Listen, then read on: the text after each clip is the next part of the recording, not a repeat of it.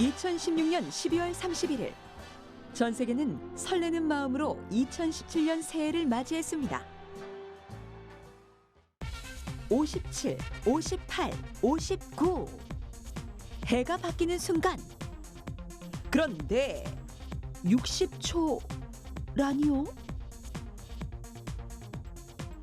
이렇게 2017년은 1초가 더 추가되어 3153만 6001초의 시간을 살게 되었습니다. 1초. 이 시간은 어디서, 왜 생겨난 걸까요? 우리는 하루 24시간, 초로 따지면 86,400초라는 시간 속에 살고 있습니다. 제가 말하고 있는 이 순간도 시간은 똑딱똑딱 계속 흐르고 있죠. 시간의 종류에는 천문시, 원자시, 세계협정시 이렇게 세 가지가 있습니다.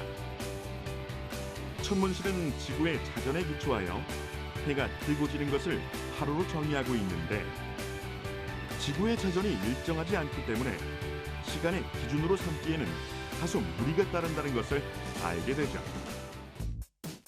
과학자들은 절대적이고 일정한 주기로 진동하는 원자의 세계로 눈을 돌리게 되고 이윽고 1967년 국제도량형 총회에서 원자시를 시간의 기준으로 정의하게 됩니다. 원자시계는 원자의 진동수를 이용하는 원리입니다. 원자의 동일한 주파수의 전파를 쏜 뒤 원자의 상태 변화를 측정해 원자가 1초에 진동하는 횟수로 시간을 정의하는 건데요. 세슘 133이라는 원자를 기준으로 했을 때 이 원자에서 나오는 복사선이 91억 9,263만 1,770번 진동하는 데 걸리는 시간을 초라고 정한 것이죠. 우리는 현재 이 두 시계인 천문시와 원자시를 합쳐 보완한 세계협정시를 사용하고 있고요. 세계협정시에서는 2시간이 0.9초 이상 차이가 날 시 원자시에 1초를 더하거나 빼는 윤초를 도입해 오차를 줄입니다. 윤초를 시행한 1972년부터 현재까지 총 27초가 늘어났으며 2018년에도 추가될 예정이라고 하는군요. 세계 시간은 일반적으로 경도 15도 차이마다 1시간씩 다른 표준시를 사용하고 있습니다. 한국과학표준연구원에서는 5대 수소 메이저 원자시계와 5대 세슘 원자시계 총 10대의 원자시계를 통해 대한민국 표준시를 유지하고 있는데요. 이렇게 10대의 원자시계에서 측정한 신호들 사이의 오차를 정밀하게 측정해 그 결과값을 프랑스의 국제도량형국에 보내고 이 데이터들을 바탕으로 세계협정시가 유지된다고 합니다. 기계식 시계가 처음 등장한 것은 12세기에서 13세기 무렵 수도원에서 기도 시간을 알려주기 위해 자동으로 종을 울리는 대형 시계였습니다. 그러나 매일 수십 분의 시간 오차가 발생해 해시계나 물시계를 기준으로 시간을 보정할 정도였다고 전해지고 있죠. 이러한 오차는 17세기 하위헌스 추시계가 나오면서 하루 1분으로 줄어들었으며 18세기 후반 영국의 기계공 해리슨이 80일 동안 5초가 틀리는 정밀시계 크로노미터를 제작, 기술의 발전을 거듭해 19세기 말에는 수정시계가, 오늘날에는 원자시계가 탄생하게 됩니다. 1초라는 찰나의 시간. 실상 우리가 피부로 느끼기에는 턱없이 짧은 순간이지만 그 오차로 인해 현대 생활은 큰 혼란에 빠질 수도 있습니다. 100분의 1초가 틀리면 GPS 간 시간의 신호가 맞지 않아 1초당 무려 300m의 위치 차이가 날 수도 있으며 10억분의 1초가 틀린 경우에는 비행기 이착륙 시 정확한 측정값을 유지할 수 없게 된다고 하는군요. 앞서 알아봤던 원자시의 기준인 세슘 원자시계는 3만 년에 1초의 오차를 내는 것으로 알려져 있습니다. 지난 2008년 우리나라는 독자적으로 크리스 1이라는 세슘 원자시계를 개발했으며 오차는 약 300만 년에 1초, 이는 전 세계 400여 개의 원자시계에 얼마나 오차가 있는지를 측정하는 기준으로 쓰일 만큼 정확성을 인정받았는데요. 현재는 크리스원의 오차를 10배 이상 줄인 세슘 원자 분수시계를 개발하고 있습니다. 원자시계의 오차를 줄인다는 것은 원자의 진동값을 변하게 하는 주변 환경을 측정하는 것이라고 할 수 있습니다. 원자는 전기장, 자기장, 온도 등 외부의 여러 가지 환경에 의해 상태가 변하기 때문에 측정에는 오차가 존재할 수밖에 없는데요. 다시 말해 미국에서 측정한 세슘 원자시계의 일초와 우리나라에서 측정한 일초가 다를 수 있기 때문에 원자로 하여금 외부의 영향이 0이 되는 조건이 무엇인지 면밀히 관찰하는 것이 중요합니다. 기존의 크리스원 세슘 원자시계는 세슘이 가로 방향으로 너무 빨리 휙 지나가기 때문에 원자가 떨리는 진동수를 세밀하게 측정하기 어려웠지만 세슘 원자 분수시계는 극저온으로 냉각된 세슘을 위로 쏘았다가 중력으로 떨어지게 하는 방식으로 그 떨어지는 동안 더 자세히 들여다볼 수 있게 되었고, 이것은 기존보다 100분의 1 정도 민감한 반응까지 알아낼 수 있기 때문에 원자시계의 오차를 줄일 수 있게 된 것이라고 합니다. 그 원자의 상태 변화를 굉장히 민감하게 측정을 할 수가 있기 때문에 그 원자시계의 오차가 획기적으로 또 줄어들게 되었습니다. 현재 저희가 개발을 하고 있는 이 세슘 원자시계, 세슘 원자 분수시계의 그 목표는 한 1억 년에 1초 정도 틀리는 것을 목표로 하고 있습니다. 인간의 삶에서 무엇보다 중요한 시간. 스피드를 추구하는 현대에서 시간의 오차를 줄이는 것은 곧 우리 삶을 좌우하는 요소가 될 수 있습니다.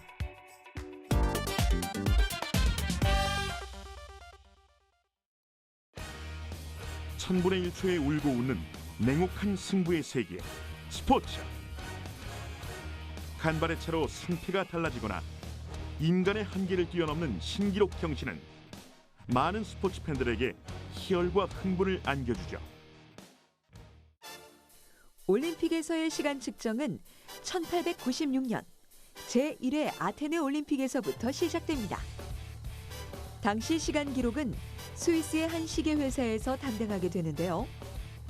시, 분, 초침이 하나로 놓인 휴대용 태엽 시계로 100m 육상의 공식 기록을 측정했다고 합니다. 측정에 있어 올림픽 역사상 가장 논란이 된 히스토리가 있습니다. 1960년 로마 올림픽 남자 자유형 100m 수영 결승전. 3번 레일과 4번 레일의 선수가 거의 동시에 손을 뻗어 결승점에 들어오게 되는데요. 당시에는 동시간에 선수가 들어올 경우 심판들의 합의에 의해 판정이 내려졌다고 합니다. 심판 셋 중 2명은 존 데비스를 1위로, 1명은 랜스 라슨을 1위로 판정했고 결국 존 데빗이 금메달을 목에 걸게 됩니다. 그런데 추후 기계로 측정해보니 라슨이 데빗보다 0.1초 더 빨랐다는 사실이 밝혀지면서 라슨 측에서는 거세게 항의했지만 결과는 번복되지 않았고 당시 신기록이었던 라슨의 기록조차 인정되지 않았다고 합니다. 심판의 눈과 귀에 의존해 경기 결과를 판가름하던 과거, 오심도 경기의 일부다라는 말이 생기기도 했지만 수없이 흘린 땀과 눈물이 단 한 번의 경기로 판가름나는 찰나의 순간, 보다 정확한 측정은 그 무엇보다 중요한데요. 라슨 데뷔 사건을 계기로 수영 종목에 터치패드가 등장하게 되었다고 하는군요. 오늘날 스피드를 겨루는 종목에서는 더욱 과학적으로 기록 측정이 이루어집니다. 스피드 스케이팅과 쇼트트랙은 1000분의 1초까지 다투는 경기로서 스케이트 날 끝이 결승전을 통과하는 순간에 기록이 측정되죠. 스피드 스케이팅 경기장 결승전 양쪽 끝에 한 개씩 설치되어 있는 고감도 광전지가 결승전 통과 순간을 감지하면 기록이 측정되어 기록실 컴퓨터와 전광판으로 전송되고요. 또 경기 중간 기록 측정을 위해 선수들은 다리에 트랜스폰더라는 기기를 부착하는데 결승전에 도달하기 전 중간 코스 지점 양쪽에 설치된 기기에서 선수들이 매 구간을 통과하는 순간의 기록을 측정한다고 합니다.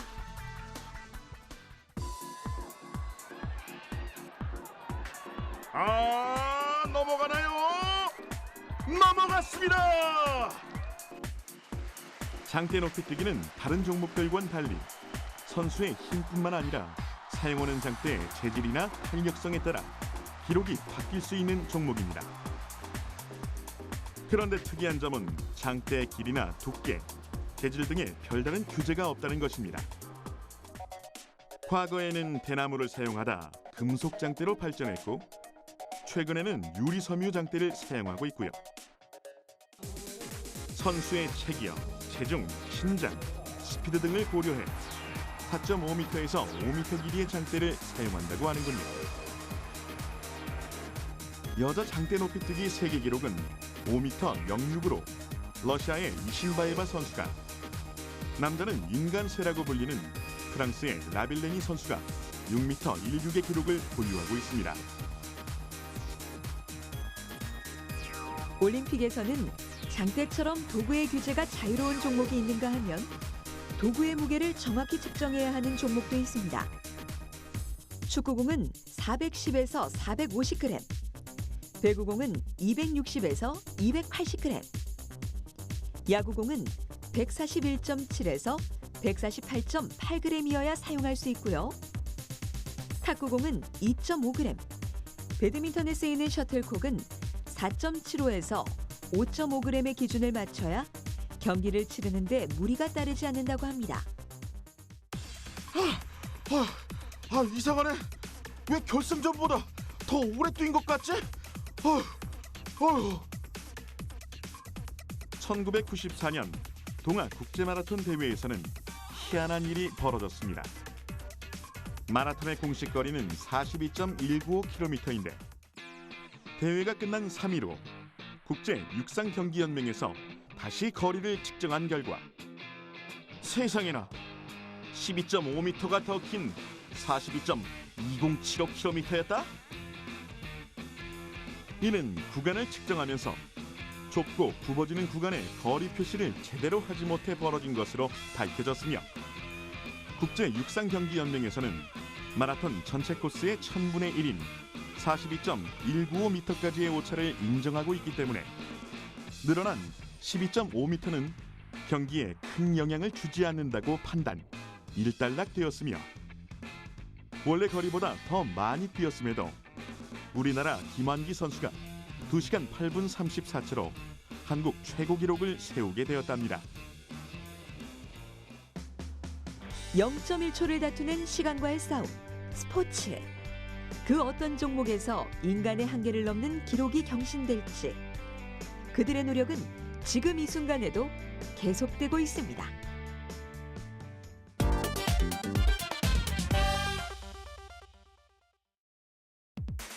과적 때문에 압박키가 들린 차량. 뒤집히거나 화물이 쏟아지면서 다른 차를 덮치는 위험천만한 사고. 과적 차량은 도로 파손과 대형 사고의 주요 원인이 되고 있으며 차량이 기준치 무게보다 화물을 20% 더 실으면 타이어 수명이 30% 줄고 제동거리는 20% 늘어나 사고 위험이 커진다고 합니다. 과적 차량 사고로 인해 연간 약 1,200여 명이 사망하고 도로와 다리 보수 비용으로 1조 원가량이 낭비되고 있는 실정인데요. 도로의 구조를 보존하고 통행의 위험을 방지하기 위해 우리나라 도로법에는 차량의 총 중량 40톤, 축중량 10톤, 단속 장비 허용 오차 10%를 감안하여 과적 차량을 단속하고 있습니다. 국내에서 설치 운영하고 있는 4가지 종류의 과적 단속용 장비입니다. 현재 우리나라 고속도로 톨게이트에 가장 많이 설치되어 있는 종류는 고정식 축중기인데요. 저속 축중기는 시속 10km 이하에서 무게 측정 오차가 5% 이내로 발생하고요. 고속 축중기는 시속 100km에서 10에서 20%의 오차율을 보인다고 하는데 이렇게 쌩 하고 지나가는 차량의 무게를 순간 어떻게 측정할 수 있는지 궁금하죠? 바로 여기 바닥에 숨은 패드 센서의 원리가 숨어 있습니다. 합금 금속판 아래에 전기식 스트레인 게이지를 부착하여 차량이 올라갔을 때 금속판이 눌려 휘어진 만큼 스트레인 게이지도 눌리면서 저항값이 바뀌게 되는데요. 이 값을 중량치로 환산하여 계측하게 됩니다.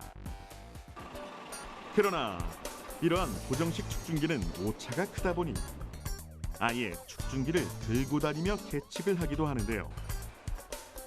과적 이동 단속반이 화물 차량을 세운 후 장비를 도로 바닥에 놓고 무게를 직접 재는 방식입니다. 축중기 자체의 무게만 해도 개당 최대 30kg에 달하는데 만약 5축의 차량을 잰다면 10개의 축중기가 필요한 것이죠. 안전사고의 위험이 따르긴 하지만 고정식 축중기보다 정확도가 높아 단속을 게을리할 수 없다고 하는군요. 사실 우리가 체중계에 올라가서 체중을 재듯이 차량이 저울에 올라가서 무게를 잴 때 가장 정확한 측정을 할 수 있습니다. 차량이 대형 저울에 올라 무게를 한 번에 재는 계중기 측정 방식인데요. 특히 짐을 실은 상태에서 측정하고 짐이 없는 상태에서 측정한 후 무게를 빼면 차량에 실린 제품의 정확한 중량을 알 수 있기 때문에 주로 제품 출하장, 고물상, 매립장 등에서 사용하고 있습니다. 하지만 단점은 정지해서 계측하는 데 시간이 소요되기 때문에 시간당 측정 대수가 적어 효율이 낮다는 점인데요. 이동 중 측정은 가능하지만 오차가 높은 축증기. 오차는 낮지만 측정에 번거로움이 따르는 계중기. 이 둘의 단점을 보완한 신개념 시스템이 바로 하이브리드 트럭 스케일입니다. 그 고속도로 톨게이트에 설치되어 있는 사일 패드 같은 경우에 화물 차량이 축을 들거나 축 조작으로 해가지고 이제 많은 차량들이 이제 그 중량을 속이면서 지나가고 있습니다. 근데 저희가 개발한 장비는 차 전체 중량을 다 계측하기 때문에 축 조작에 의미가 없기 때문에 축 조작 단속을 100% 할 수 있습니다. 또 그 축중량과 총중량을 정확하게 계측할 수 있습니다. 시속 10km 이하에서의 측정 오차는 0.2% 이내, 시속 100km에서는 1% 미만을 자랑하는데요. 하이브리드 중량 검측 시스템은 차량이 고속으로 주행하여도 정확한 무게를 측정할 수 있도록 400mm 두께의 콘크리트 저울대 밑쪽에 로드셀과 진동 감쇄 장치를 설치해 수평 진동을 최소화하여 수직 하중만 받도록 되어 있습니다. 최대 19m의 트레일러가 진입해도 한 번에 총무게를 계측할 수 있고요. 30톤까지 측정하는 로드셀이 12개 설치되어 있어 360톤까지 측정이 가능합니다. 또한 도로 과적뿐 아니라 공장 등의 제품 출하장, 컨테이너 중량이나 선박 과적 방지에도 응용하고 있으며 중량뿐 아니라 차종도 분류하여 교통량 조사와 과속 단속, 차량 높이와 폭, 길이까지 측정이 가능하다고 하는군요. 안전을 위해 무게와 싸우는 과적 검측 시스템. 운전자들의 속임수가 교묘해질수록 측량 과학은 더욱 진화할 것입니다.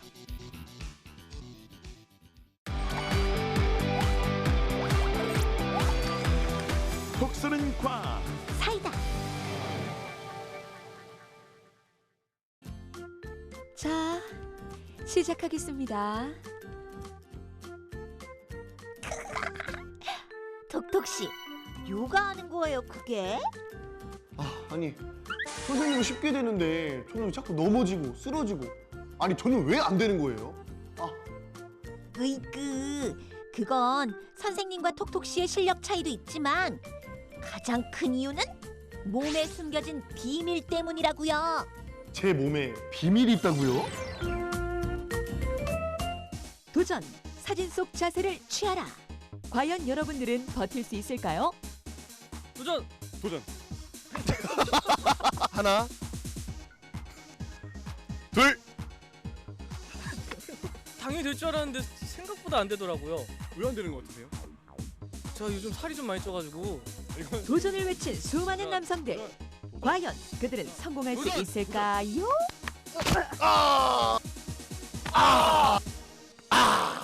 바닥에 꿀을 발라놨는 나. 도전과 동시에 버티지 못하고 픽픽 쓰러지는 남성들. 그렇다면 여성들은 어떨까요? 와우! 다들 무용학과에서 나오셨나요? 여성들은 거뜬하게 성공! 편안했네요. 편하네요. 네. 그러면 왜 안 되는 거라 생각하십니까? 머리가 무거워서? 도대체 이 자세의 정체는 무엇이길래 남성들은 한 3초도 버티지 못하고 오꾸라져 버리고 만 걸까요? 톡톡씨, 톡순씨와 함께 자세를 취해보도록 하겠습니다. 우선 양쪽 무릎을 붙인 채로 무릎을 꿇고 양 손바닥과 팔꿈치를 붙여주세요. 그 상태 그대로 몸을 숙이고 양팔을 바닥에 붙여줍니다. 그리고 턱을 엄지와 검지 사이에 갖다 대주세요. 여기까지 잘 따라오셨죠? 이제 얼굴은 그대로 고정시킨 후 한 손씩 등 뒤로 빼주는데 아이고 빼자마자 그대로 고꾸라진 톡톡씨. 아니 같은 자세를 취했는데 여성인 톡순씨는 가능하고 남성인 톡톡씨는 왜 버티지 못하는 걸까요? 그것은 남녀 간의 신체상의 그 차이 때문에 그렇습니다. 여성인 같은 경우는 무게 중심이 골반 쪽에 있습니다. 그래서 그런 자세를 취했을 때 회전력을 지탱할 수가 있지만 남성 같은 경우는 이 무게 중심이 상체 쪽에 형성되기 때문에 자세를 구부리게 되면 그 회전력을 지탱할 수가 없어요. 그래서 자연스럽게 쓰러지는 것입니다. 하하, 정답은 남녀의 무게중심에 있었네요. 여성의 경우 배꼽을 기준으로 아래인 골반의 무게중심이 있습니다. 그래서 자세를 취할 때 아래쪽에 있는 골반이 자세를 버틸 수 있도록 지지대 역할을 해줘 이 자세를 잘 유지할 수 있었던 거죠. 반대로 톡톡씨와 같은 남성의 경우 배꼽을 기준으로 윗부분인 어깨와 가슴에 무게중심이 있습니다. 무릎을 꿇고 손을 뒤로 빼는 순간 무게중심인 상체가 앞쪽으로 쏠려 버티지 못하고 그대로 쓰러지게 되는 거랍니다. 남성 여러분, 안 된다고 기죽지 말아요. 저라서 안 되는 것 같아요. 상체가 좀 긴가? 이거 너무 어려운데. 아니죠. 듬직한 어깨를 가졌기 때문이라고요. 아이고 급하다 급해. 뭐야? 죄송합니다. 아니 근데 이 화장실 표지판은 뭐지? 흔히 보던 표지판이 아니라 헷갈리긴 하죠. 이 표지판이 헷갈릴 땐 남녀의 무게중심을 기억하면 돼요.